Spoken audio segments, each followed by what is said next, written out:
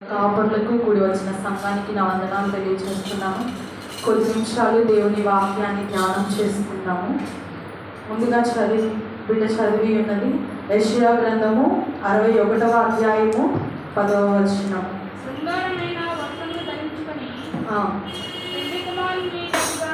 పెండ్లి కుమారుని రీతిగాను ఆభరణములతో అలంకరించుకొనిన పెండ్లి కుమార్తె రీతిగాను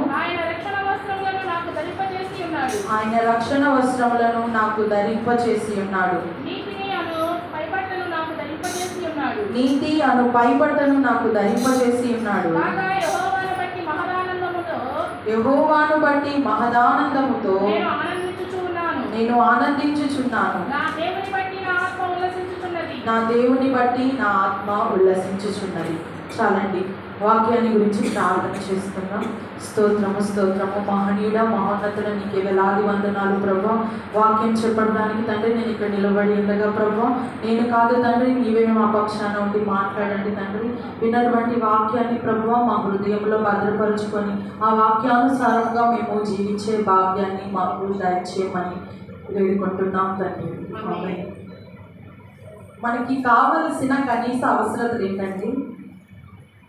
మనకు కావాల్సిన కనీస అవసరతలు, ఒక మనిషిగా మనం జీవించాలంటే మనకు కావాల్సిన కనీస అవసరతలు, తినడానికి తిండి కావాలి, వేసుకోవడానికి బట్టలు కావాలి, ఉండడానికి ఒక స్థలం కావాలి. అదే మన కనీస అవసరతలు. ఇప్పుడున్న సమాజంలో వీటి కనీస అవసరతలు అనడం కంటే ఒకళ్ళ ఎదురుగా మనల్ని మనం గొప్పగా చూపించుకోవడానికి ఉపయోగించేటువంటివి.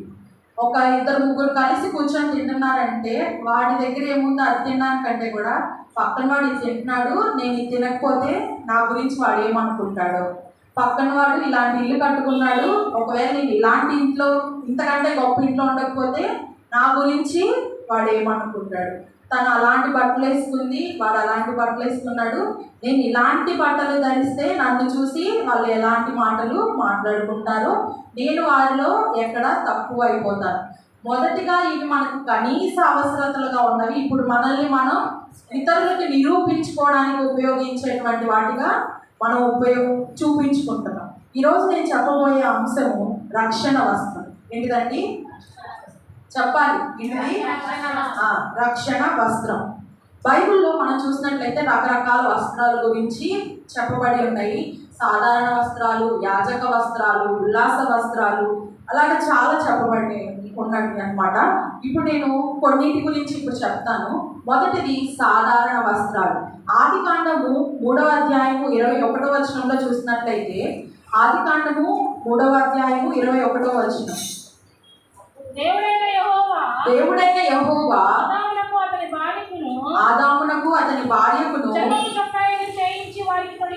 చర్మపు చొక్కాయలను చేయించి వారికి తొడిగించెను. అవి సాధారణ వస్త్రాలు. ఎప్పుడైతే వారు పాపము చేసి వాళ్ళు బయటకు తోసివేయబడినప్పుడు, వారు వస్త్రహీనతలో ఉన్నప్పుడు, దేవుడు తిరిగి వచ్చేటప్పటికి వారు ఆకుల చాటున ఉన్నారు. తర్వాత దేవుడే వారిని క్షమించి మరలా ఆయన ఏం చేశారంటే వారికి చర్మపు వస్త్రములను చేయించి వారికి తొడిగేను. అవి సాధారణ వస్త్రములు. అదే ఆదికాండము 37వ అధ్యాయం 3వ వచనంలో మనం చూసినట్లయితే, ఆదికాండము 37వ అధ్యాయము 3వ వచనం,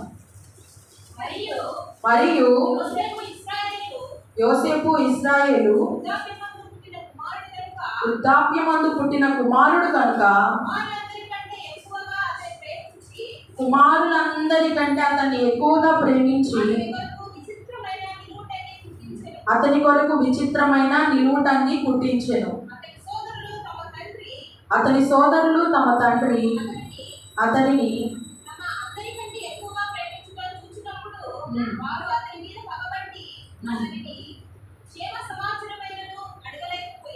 చాలండి. ఇక్కడ మనం చూసినట్లయితే యోసేపు ఎప్పుడు పుట్టారు? వృద్ధాప్యంలో పుట్టిన చివరాఖరి కుమారుడు కనుక అతని ప్రేమించి ఒక చక్కటి నిలువుటంగిని కుట్టించాడు. కానీ అది మిగతా సహోదరులందరికీ వారిని తక్కువగా చూడడంలా అనిపించి అతన్ని ఒక గుంటలో తోసివేశారు. తర్వాత అతన్ని వర్తకులకు అమ్మేవేయడం జరిగిందనమాట.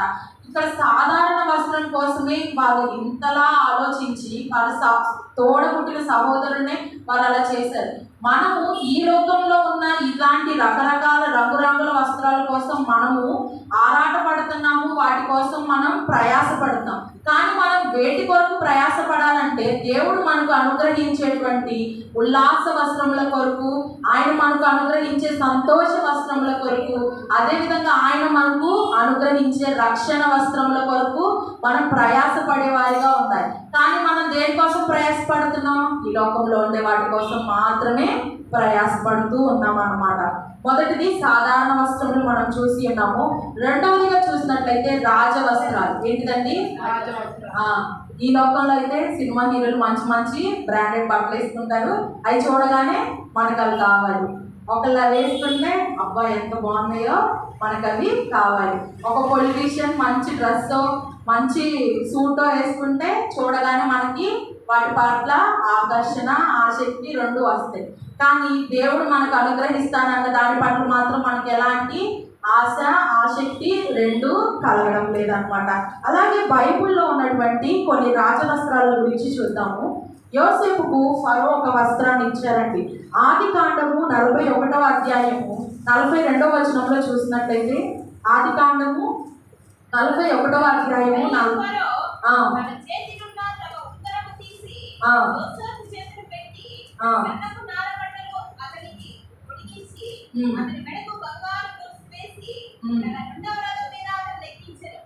చాలండి. ఇక్కడ మనం చూసినట్లయితే యోసేపుకు ఫరో ఏం చేశారంటే ఒక సన్న నారని బట్టలు ఇచ్చారు, అలాగే ఒక బంగారపు వస్తువుని ఇచ్చారు.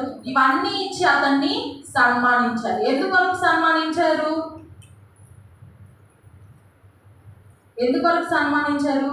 అతను తనకి ఇచ్చిన బాధ్యత పట్ల సరిగా నిర్వహించి తన బాధ్యతలో తను సఫలీకృతమైనందుకు గాను యోసేపుకు ఫరో ఆ బహుమతిని ఇచ్చారు.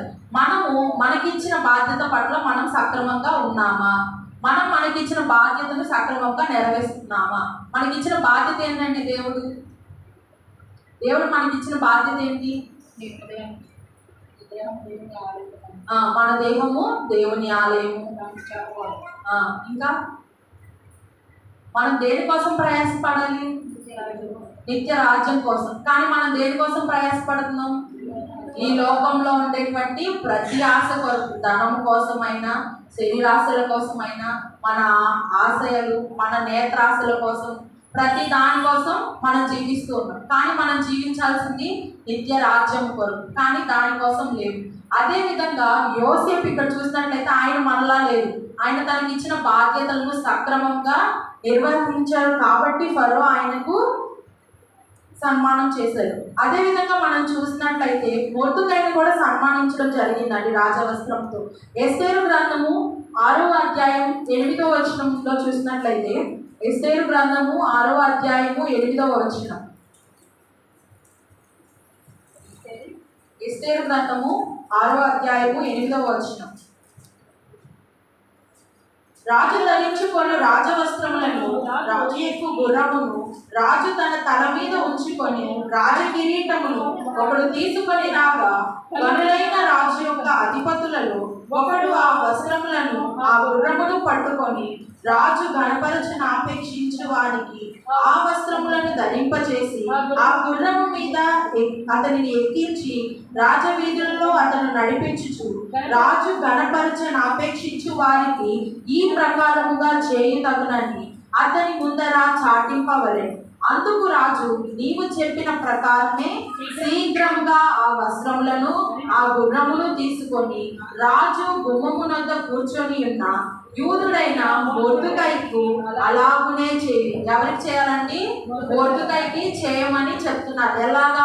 ఒక రాజును మీరు ఏ విధంగా అయితే గణపరుస్తారో, ఒక రాజును మీరు ఏ విధంగా అయితే సన్మానిస్తారో ఆ విధంగా మొర్దుకైను సన్మానించమని చెప్తున్నారు. రాజవస్త్రమును అలాగే రాజు ధరించేటువంటి ఆ ఆభరణములను రాజు అధిరోహించి ఆ గుర్రాన్ని ఇచ్చి అతన్ని గణపరచమని చెప్తూ ఉన్నారనమాట. అదేవిధంగా మొదటి రాజుల గ్రంథము 22వ అధ్యాయం మొదటి రాజుల గ్రంథము 22వ అధ్యాయము 10వ వచనంలో చూసినట్లయితే, ఇజ్రాయేలు రాజును యూదా రాజుకు యెహోషాపాతును రాజవస్త్రములు ధరించుకొని షమ్రోను గవిని దగ్గర నున్న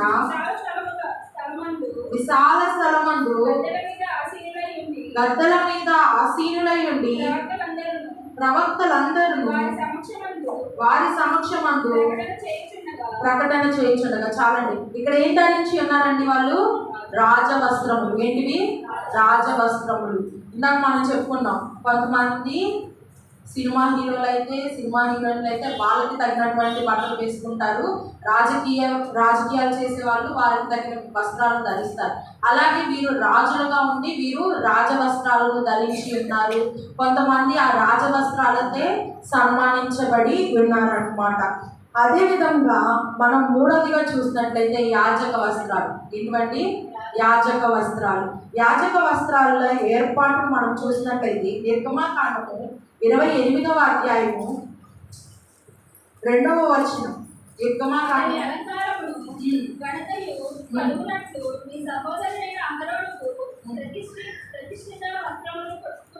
చాలండి, ఇక్కడ ఏంటంటున్నారండి? ప్రతిష్ఠితమైన వస్త్రములు.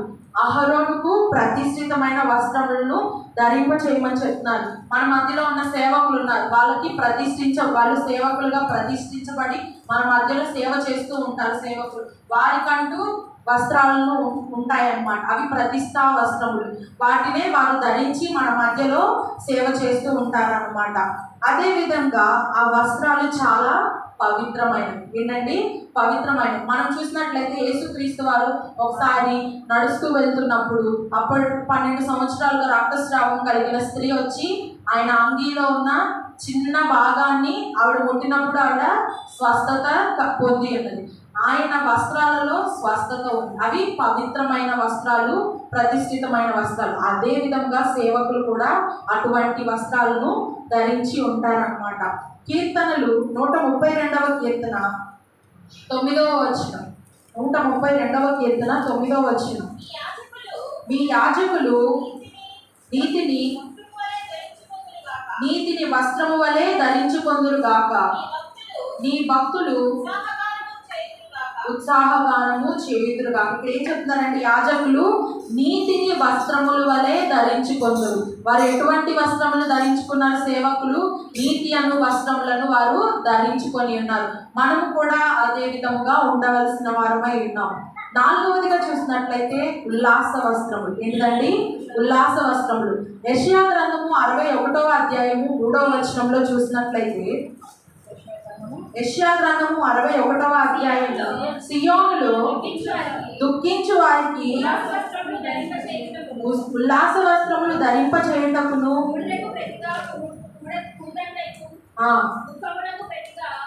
ఆనంద తైలమును భారభరితమైన ఆత్మకు ప్రతిగా స్తుతి వస్త్రమును వారికిచ్చుటకు ఆయన నన్ను పంపి ఉన్నాడు. యెహోవా తను మహిమపరుచుకొనున్నట్లు నీతి అను మనస్తిక్ష వృక్షములను యెహోవా నాటిన చెట్లైనవి వారికి పేరు పెట్టబడును. ఆయన ఏమిస్తారంటండి? మనం దుఃఖంలో ఉన్నప్పుడు మనకి ఉల్లాస వస్త్రాలను ఇస్తారంట. మనము అశాంతిలో ఉన్నప్పుడు ఆయన మనకు ఉల్లాస వస్త్రాలను ఇచ్చేవారిగా ఉంటారు. మనము అలాంటి వస్త్రాలను పొందేవారిగా ఉండాలి. అదేవిధంగా మనం రెండవదిగా చూసినట్లయితే ఆయన మనకి సంతోష వస్త్రాలను ఇస్తానంటున్నారండి. ఇందాక మనం ఆల్రెడీ చదువుకొని ఉన్నాము. యెషయా గ్రంథము 61వ అధ్యాయం 10వ వచనంలో ఆయన రక్షణ వస్త్రములను నాకు ధరింపచేసి ఉన్నాడు. ఏంటి అండి? రక్షణ వస్త్రాలను మనకు ధరింపచేసి ఉన్నాడు. మనము దుఃఖంలో ఉన్నప్పుడు మనకి ఉల్లాస వస్త్రాలను ఇస్తానంటున్నాడు. అదేవిధంగా కీర్తనలు 30వ కీర్తనలో మనం చూసినట్లయితే 11వ వచనంలో, నా ప్రాణము మౌనముగా నుండక నేను కీర్తించినట్లు నా అంగలార్పును నీవు నాట్యముగా మార్చి ఉన్నావు. నీవు నా గోనె పట్ట విడిపించి సంతోష వస్త్రమును నన్ను ధరింపచేసి ఉన్నావు. ఏంటంటే ఆయన మన దుఃఖంలో మనం అంగలార్పుగా ఆయనకు ప్రార్థించినప్పుడు మన అంగలార్పును తీర్చివేసి ఆయన మనకు సంతోష వస్త్రాన్ని మనకు ఇస్తానని చెప్తూ ఉన్నారండి. అదే విధముగా ప్రకటన గ్రంథంలో మనం చూసినట్లయితే 19వ అధ్యాయము, ప్రకటన గ్రంథము 19వ అధ్యాయము 13వ వచనం. రక్తములో ముంచబడిన వస్త్రము ఆయన ధరించుకొని ఉండెను, మరియు దేవుని వాక్యము అను నామమును ఆయనకు పెట్టబడి ఉన్నది. పరలోకమందున్న సేనలు శుభ్రమైన తెల్లని నారబట్టలు ధరించుకొని తెల్లని గుర్రములెక్కి ఆయన్ను వెంబడించుచుండిరి. చాలండి. ఇక్కడ చూసినట్లయితే పరలోకమందు వారు తెల్లని నారబట్టలు పరిశుభ్రమైనవి ధరించుకొని వారు దేవుణ్ణి గణపరుస్తూ ఉన్నారు. మనము అటువంటి వస్త్రాల కోసం ప్రయాసపడాలి. అటువంటి తెల్లని వస్త్రాల కోసం పరలోకంలో ఆయనతో ఉండడానికి అటువంటి వస్త్రాలను ధరించుకొని ఆయన సన్నిధిలో ఆయన గణపరచడానికి మనము ప్రయాసపడాలి. కానీ మనము ఈ లోకంలో ఉన్న వాటి కోసం మాత్రమే ప్రయాసపడేవారుగా ఉన్నామన్నమాట. మత్తయి సువార్త 6వ అధ్యాయంలో మనం చూసినట్లయితే, మత్తయి సువార్త 6వ అధ్యాయము 28వ వచనంలో మనం చూసినట్లయితే, వస్త్రములను గురించి మీరు చింతింపనేలా, అడవి పువ్వులు ఎలాగూ ఎదుగుచున్నవో ఆలోచించు, అవి కష్టపడవు. ఒకడు అయినను తన సమస్త వైభవముతో కూడిన సొలొమోను సహితము వీటిలో ఒకదాని వలె అంగీకరింపబడలేదు. నేడుండి రేపు పొయ్యలో వేయబడు అడవి గడ్డిని దేవుడిలా అలంకరించిన ఎడల అల్ప విశ్వాసులారా మీకు మరి నిశ్చయముగా వస్త్రములు ధరింపచేయను కదా. ఏం చెప్తారండి? అల్ప విశ్వాసులారా, గడ్డి పువ్వులనే దేవుడు అంత గొప్పగా అలంకరించినప్పుడు మిమ్మల్ని ఆయన అలంకరించడా, మీకు కావలసిన వస్త్రములను ఆయన దయచేయడా. మన బైబిల్లో ఒక ధనవంతుని గురించి చూస్తాం. ఆ ధనవంతుడు ఏమనుకుంటాడు? నా ప్రాణమా తినుము, తాగుము, సుఖించుము అనుకుంటాడు. కానీ దేవుడు ఆ రాత్రి అతని ప్రాణాన్ని అడుగుతాడు. తను సంపాదించింది ఏదైనా తన వెంట వచ్చిందా? తను సంపాదించింది ఏదైనా తను పరలోక రాజ్యానికి చేర్చిందా? లేదు. ఏదైతే మనము దేవుని సన్నిధిలో చేస్తామో, ఏదైతే ఆయన చెప్పిన విధంగా మనం నడుచుకుంటామో అవి మాత్రమే మనల్ని నిత్య రాజ్యానికి చేరుస్తాయి. అవి మాత్రమే మనకు రక్షణ వస్త్రాలను దయచేస్తాయి. అవి మాత్రమే మనల్ని ఆయన సన్నిధిలో నిలవబెడతాయి.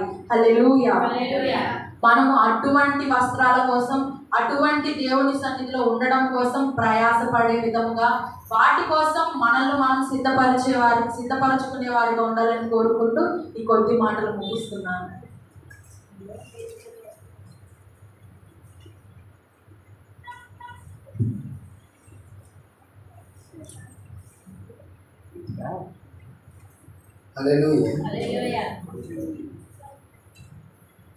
మంచి వాక్యాన్ని అందించిన యవనస్తుల్ని దేవుడు దీవించి ఆస్వాదించుగాక.